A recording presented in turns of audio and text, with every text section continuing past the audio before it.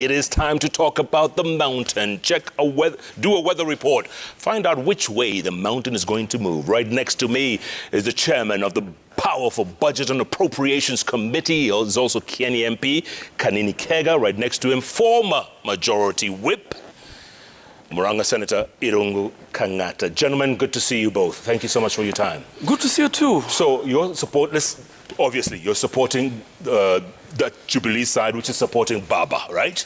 Absolutely. We know this. Absolutely. You are supporting Deputy President William Ruto. Yes. Right? And you're both from the same mountain region. Yep. Okay, good. Got that out of the way. Mheshimiwa, Baba today held a press conference. He says he hasn't declared he's running. And, he'll probably declare by the end of the month. That is exactly true. I have not seen him or heard him say that he's running for 2022. And I think he said that at the opportune time, he will be able to do that. And I think he is going around the country. He has been to the mountain. He has climbed the mountain. I think on Monday I saw him in Northeastern. He was also in Mombasa. He was in Western. He was in Nyanza. And I think he will be going to Turkana and the rest of the country. Maybe after he is through with that trip, then he will be able to make up his mind whether he's vying or not. And actually, if I heard him right, he said that he will be vying or not, depending on what he gets on the ground. So we are still waiting. What are your thoughts? You think he'll ride? We are still waiting because from the indications, he'll be vying. Because going by the reception that he got from the mountain, an area where he will not even have audience, I think is something that he needs to consider running. Yeah, and Senator, the Deputy President has been going to the mountain as well, and mountain traditionally has voted as a bloc, but he's very popular on the ground, you must admit. Yes, indeed. There has been several opinion polls which seems to vindicate that point, that he is very popular in Mount Kenya region. Remember, we have had several by-elections in that region. We went to Nakuru, which is also Kikuyu majority county. We had a by-election in London Ward. UDA won. We came to Kiamba, next to His Excellency constituency of Gatundu. We won as UDA. We went to Juja, again we won. We went to Nyandarua, Rurie, we won. So it has been a hustler nation tsunami in the entire Mount Kenya region. The scramble for the mountain is every presidential hopeful's destination, Mheshimiwa. Why? It's such a strange phenomenon. Of course, it's very strange, and it's still very early to actually say that you are home, because in the mountain, we usually make our decisions after doing a lot of consultations. In fact, you'll be lying to yourself to say that you have bagged the mountain. And if I can take you down the memory lane, in 1997, when Kenyatta was in class, that 1997, I was in the 4th year at the University of Nairobi, the University of Nairobi. He was still in high school. And there was this Masai Ngiru, that wave was in central Kenya when Ngiru was vying. But when it came to the tail end of the campaign season, Ngiru did not get the votes, if you remember. I remember. So it will be foolhardy for any person to assume that they have bagged the mountain for now. Having been elected twice in the mountain, at least I have a little bit of the history of the mountain. That before we embark on any major decision, as a mountain we always retreat. If I can remind you, in 2012, we had the Remul 1 and Remul 2, where we came up with the name of Uhuru Kenyatta as a presidential candidate.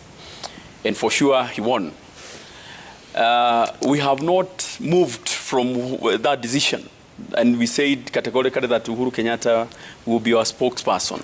And if there is any person who wants to engage us, we will engage us through Uhuru Kenyatta. So we will still have Remuru 3. We will also maybe have Sagana 3, where we will make our decision.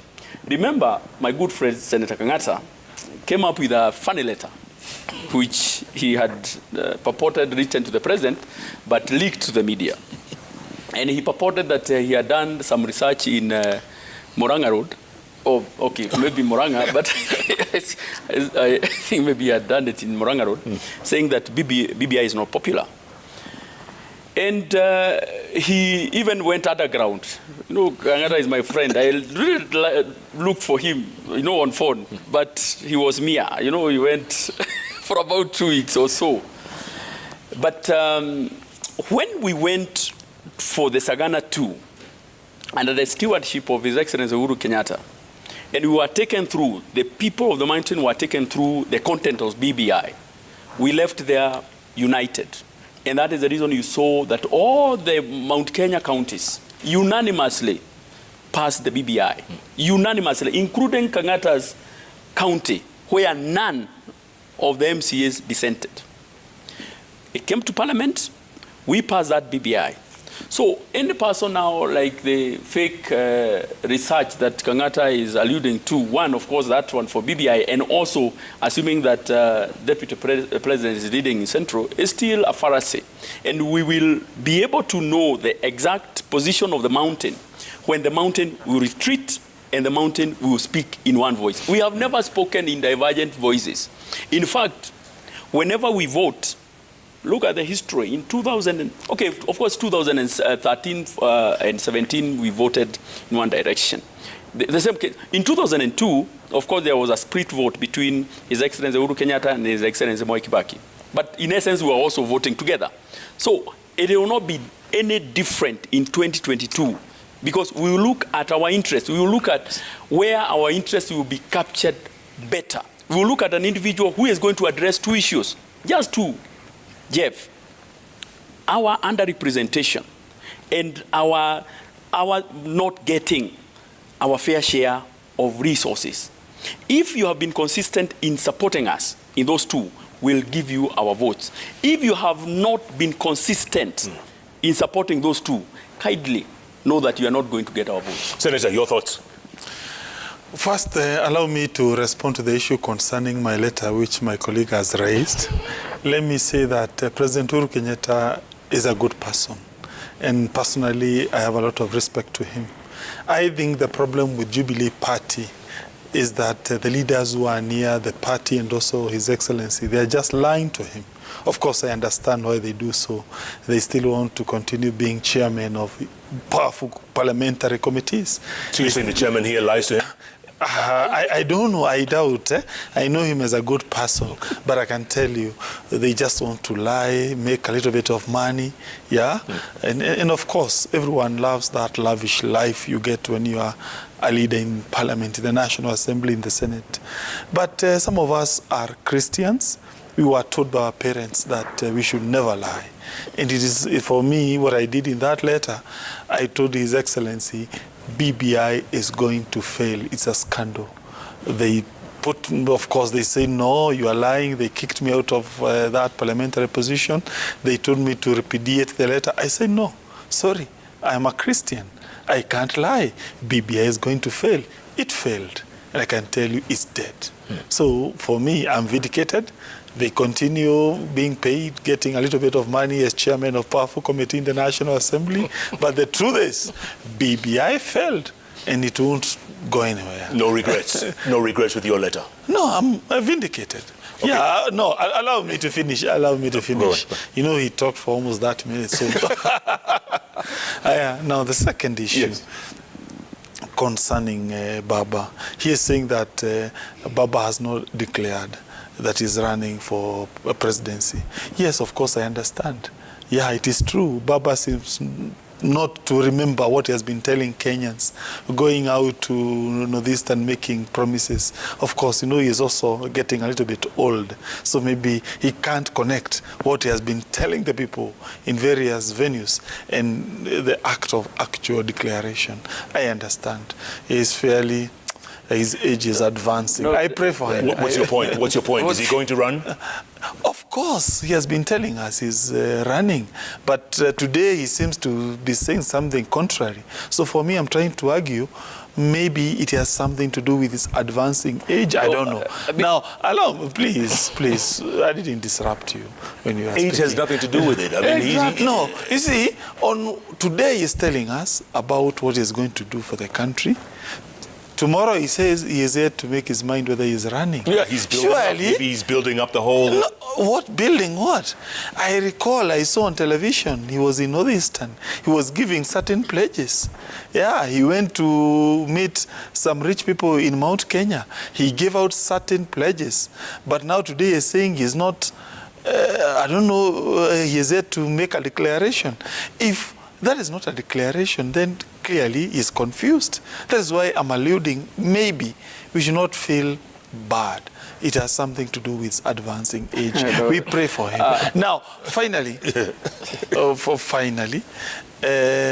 my colleague here is talking about that Mount Kenya will make a decision. It is yet to make a decision.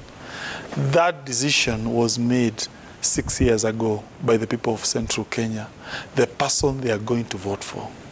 And that person is none other than William Samoei Ruto. How was that made 6 years ago? Explain to us. Oh, I recall President Kenyatta, he told us, yangu kumi, ya Ruto kumi. And since that time, by the way, our people are stuck with that. And for a good reason. You see? Okay, hold that thought. I see. That's very interesting. One, of course, we, as Kikuyus and as Africans, we really respect our, our older persons. We always give them tremendous respect. And, when you talk in a way that as if you are not respecting them, it's not very good, because basically you're also hoping that God giving you the years, you still advance to those years. Yeah. And the kind of memory that His Excellency Raila Odinga has, I think he has even a better memory than some of us. The kind of history he gives, I have engaged him. In the past, Jeff, I have never had an opportunity, not even desirous, to listen to him. But now I say, no, let me listen to him. Because he has always wanted to give us a message. But unfortunately for us Kikuyus, we had said, since you are vying against one of our own, we never wanted to hear anything from him. But of late now, I've been able to engage him, and he is very resourceful. The issue of him trying to say that he's forgetting, I don't think he has that selective memory. He doesn't. Okay. Maybe what he has not done. What changed in you? You said you never listened to him before, right? What changed? Yeah, I'll come to that. Saying that, in the past, as I have earlier said, we had never given him an ear. Because basically, we had said that we have one of our own vying. In 2002, of course, he teamed up with Mzee Mwai Kibaki. And he said Kibaki tosha. And when he came to Nyeri, I remember we called him Jamba.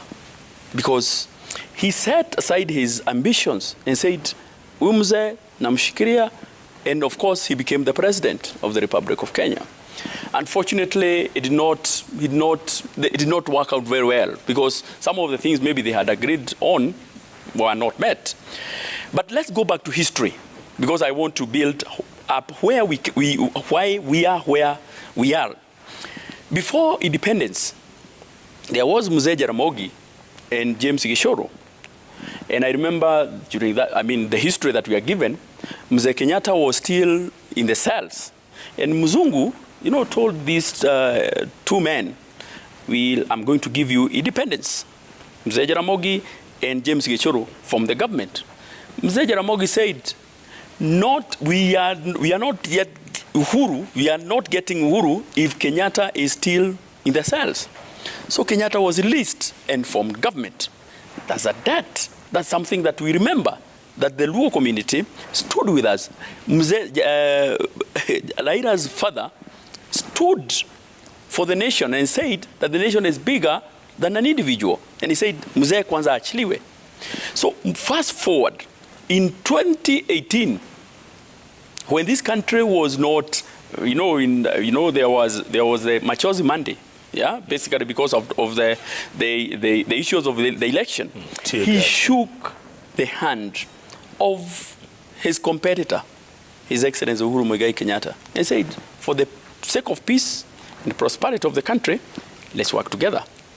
So when I look back and see the actions, his actions and also the actions of his father, I said, wait a minute, let's listen to him. Maybe he still also has a message from his father.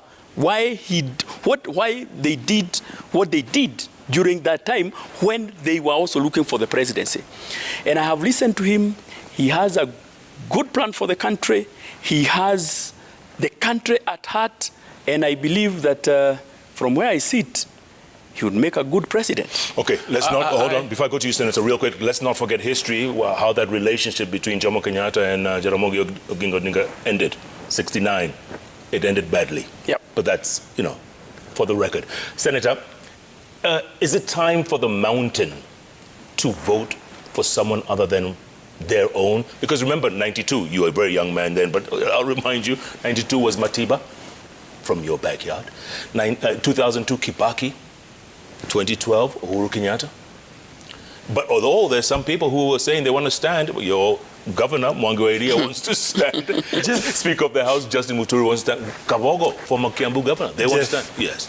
Jeff, I refuse to be convinced that my people of the mountain are tribalist. I refuse to believe the people of the mountain are discriminatory. I refuse to believe the people of the mountain have been voting for their core ethnics just on the basis of prejudice. One, when the senior Jaramogi Oginga Odinga decided to support Kenyatta, it is Kenyatta as a person who was getting that benefit. It is not the common Kikuyu person. I refuse to believe the reason why we voted Matiba, it was because of he was a Kikuyu. It is simply he was the person who helped us to fight against one-party system that was embedded by the Kanu regime. It was the moral idea of fighting against corruption, the moral idea of fighting against Moi. It had nothing to do with the fact that he was a Kikuyu. The reason why we voted for Kibaki subsequently, it is because we felt he's a good economist. He can make this Kenya country great again. It had nothing to do with the fact that he's a Kikuyu. And the reason why this time, despite Mwangweria being on the ballot, despite Muturi being on the ballot, we are supporting William Ruto, not because he is a Kalenjin. It is everything to do with the fact that he is going to add value to this Republic of Kenya. That's the reason why we are supporting him. Otherwise, if the consideration is about tribe, I would be supporting Mwangweria, but I'm not supporting him. If the issue is about tribe, I would be supporting Muturi because he's from Embu, the cousins of Kikuyu, but we are not. The reason why we are doing all these sacrifices as leaders from the region, agreeing to lose plum parliamentary position just to support William Ruto, because we strongly believe once becomes the president of this republic, he is going to help the common mwananchi. That is the moral background upon which we are supporting him. So therefore, it's only that Kikuyu, for the longest of period we have been in politics, this is the time we are now getting a person we strongly believe he is going to add value to this republic. And that is the reason why we are supporting him. It has nothing to do with tribe. Yes, thank you, Mr. Raila Odinga, for supporting Mwai Kibaki. But it is Mwai Kibaki as a person who benefited. So therefore, don't say there is a debt. If you think by supporting our brother Kenyatta through the handshake, you expect any reciprocation from the Kikuyu community, no. That is a personal gesture that you go talk to him and get any form of reciprocation. But we are not going to reciprocate on that basis. You see, when you go and you talk to a leader, you think, okay, on that basis, now the community takes that burden. That is unfair. Such thoughts, Mr. Koinange, are the thoughts that underpin the 2007 post-election violence. You know why? Because the argument was, hey, we helped Kibaki, and therefore you Kikuyus, you are supposed to support me to become the president. No way. Those are discussions between you and one individual. Us as a community currently, our support with William Ruto has no conditions. That is why we are not even telling him, hey, we want this and this. No, it is about the agenda which William Ruto is profiling, not only for the benefit of the people of the mountain, the entire Republic of Kenya. Jeff, okay, Jeff, yes. Kenyatta here said that 6 years ago, His Excellency Uhuru Kenyatta said, yake 10 na ya Ruto 10. Him. Now he is going around saying that they are not supporting Ruto because of some promises, supporting him because of his policies and all that. That's a contradiction. Because he's saying that he is supporting Ruto because Uhuru, as an individual who has one vote, said that he will take his 10 and give the other 10. Can I clarify? No, let me finish. 10, and then Deputy Ruto, you get 10. Secondly, he's saying that the Deputy President, once he assumes power, he will transform this country. The Deputy President has been the Deputy President of this country for 9 years. In fact, before 2018, he was literally squarely in government, quote unquote, almost running government. If he really wanted to transform this country, all those things he is talking about, the bottom up, models and all that, at least we should have seen something close to that model, being in the presidency. So it's a bit hypocritical to say you are in government. When the government is building a road, you are there claiming credit for that road. But when there is unemployment, you bring the government and say that when you have your government, you will be able to create job opportunities and all that. It's purely hypocritical. If the Deputy President was committed to transforming this country, he would have done it in the last 9 years. And if he felt that the environment is not conducive for him, the most honorable thing to do is to get out of that government so that you can also wait for your government and you implement what you are saying. But you cannot eat your cake and have it. It's purely hypocritical. Okay. That's a good point. No. That's a valid point. No. That's a valid point. Can we move on? No. Allow me to rebut. You see, you must... for me, I think to the best of my knowledge, the 5 years between the year 2013 and 2017, this country saw a great development, to the best of my knowledge. And we are it not for things that now happened after 2017 elections. We were on a very positive trajectory. Be that as it may, we are not complaining. We are not complaining. But what's your point there? What's your point? No, we are not complaining. The handshake, that's your point. No, you see, now take for the best example to see the kind of government ODM would render to this republic is to see the kind of services Gladys Wanga, the chairperson of Finance Committee of the National Assembly, is rendering to us. She is the one who has been pushing some of these things we are seeing currently bedeviling this republic. No, it is true. She's not here to defend herself. By the way, you cannot do that. You can't do that. In any case, you know what they did? You know what they did? Address the chairman. No. It is exactly. Address the chairman. He's here. Thank you. Fine. Thank you. No, you know what they did? They kicked out those members of parliament who have been supporting the deputy president. They brought in new chair. And chairmen of various committees of the National Assembly are very powerful persons. Him here, he heads a major committee. You cannot increase government expenditure without his approval. Now you can see VAT for essential commodities up. By the committee, but by the House. No. Remember, I mean, it's by the House. Committee candidate. No, it's not by the House. I can tell you. Look at the Constitution. The Finance Committee.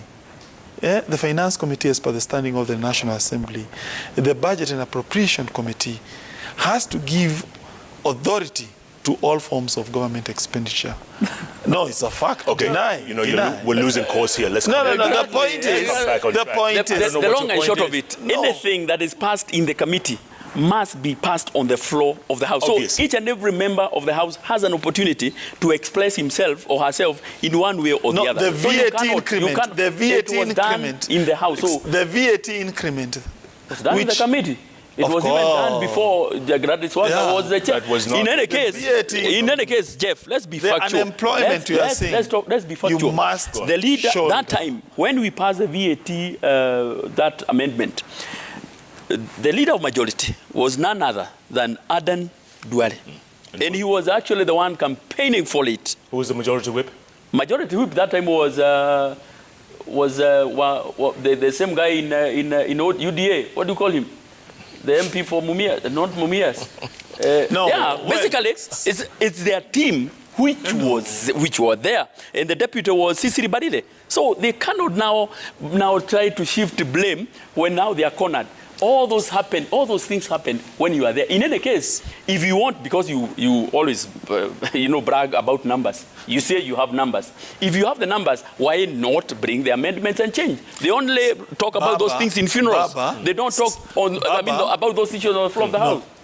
Baba made a pronouncement, I think, was it 2 weeks ago? He's working on it. He said that VAT is going to come down. You see, he's now a de facto prime minister. That's okay. We wish him well. What's your point? For me, I strongly believe the last 4 years since handshake, this country has not been going on a positive trajectory. Okay, let me ask you a different question. The fallout between the president and his deputy. It's obvious now, right? It's obvious. What does that do to the deputy president's chances for State House? What does that do? Nothing much. You see, the president, by the way, he will not be on the ballot. By the way, he's not our competitor.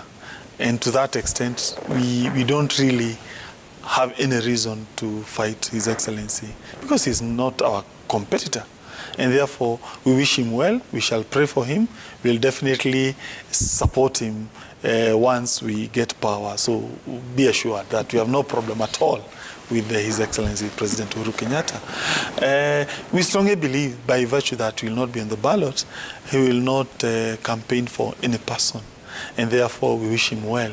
This is a battle between those who believe in economics, that is William Ruto, and those who want to change the constitution, that is Raila Odinga. Those who want progress, those who look at personalizing politics. This is about Raila Odinga and William Ruto. And therefore, none support or support by His Excellency.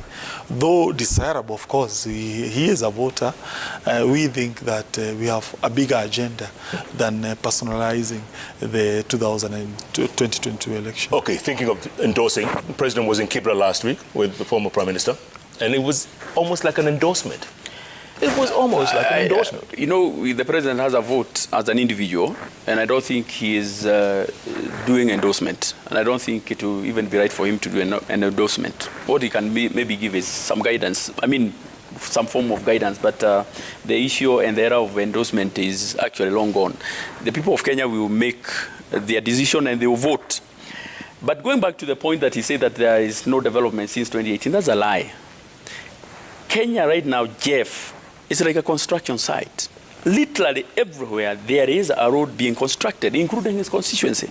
We have the during from Keno going all the way to Nyeri. We have all the bypasses literally everywhere, and not just in Nairobi. Go to Mombasa, a lot of construction is going on. Go to Kisumu, literally everywhere in the country, there is some work that is going on. And as a chairman of budget, I can authoritatively tell you that the amount of money that we have allocated for this project is much more than all the times from 2013 up to 2017. Fact, we have constructed more roads, more kilometers of road from 2018 to now than from 2013 to 2017. That's a fact. Those are facts. We have connected more people to electricity from 2018, despite the challenges of COVID and all the other issues that we have. We have done much more work from 2017 up to now. So, Honorable Kenyatta will be lying, saying that the government was more operational from 2017, from 2013. Yes, to some quarters, because there was a lot of stealing. That is when we had Kimolel and Arol. That's the reason we don't even have dams in our areas, because when that issue of Arol and Kimolel came up, all the big dams were somehow stopped. Even in my constituency, the dam of Narmoro and Carmeno were actually stopped at a warding level. So basically, we could be right in saying that there were some jobs that were being done, but of course it was about corruption. The level of corruption that we witnessed between 2013 and 2017 is astronomical. What's your point? I'm shocked. We have to accept something. I'm shocked. Did you just say hiya? Yes. You know why? Why? My colleague here seems to be saying that my president that I love so much presided a corrupt regime. I can't believe it. My president, surely, I can't believe it. He seems to be attacking His Excellency President Uhuru, that he was presiding a corrupt regime. I can't believe it.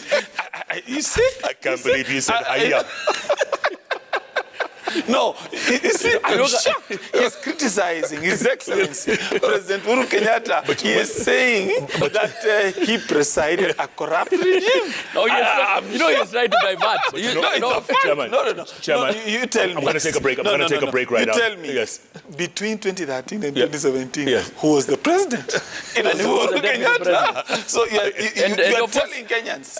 You are telling Kenyans. Who was the president and who was the deputy president? So you are telling Kenyans that the government that was led by His Excellency Uhuru Kenyatta between 2013 and 2017 why are you?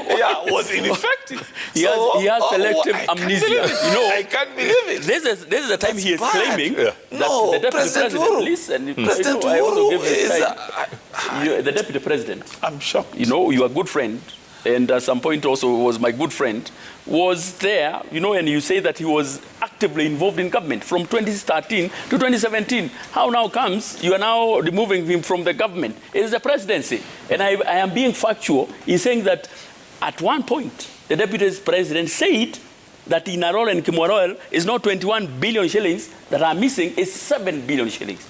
President Uhuru Kenyatta is wise enough. He cannot be subverted by anyone. President Uhuru Kenyatta is competent enough. He cannot be subverted by his deputy. President Uhuru Kenyatta is a competent leader. He cannot be subverted by his deputy. That's my basis. Yeah. And that is why I'm saying that's your endorsement. Between 2013 and 2017, the government was working. All right, gentlemen, I'm going to take a break here. I'm going to take a hiya kind of break. And come back and talk more about the mountain politics. There are 7 million votes at stake, gentlemen. Absolutely. 7 million votes at stake in the mountain. Which way will the mountain go? Obviously, it's too early to tell, but we'll talk more about that. And also the feelings on the ground. Kwa ground, mambo ni different. You have to admit, gentlemen, both of you, kwa ground, mambo ni different. Your thoughts. What are your thoughts as well? At Koinange Jeff, at Citizen TV Kenya, the hashtag JKLive. Hiya. Let's take a break. JKLive, we'll be back in a moment. Did you just say hiya?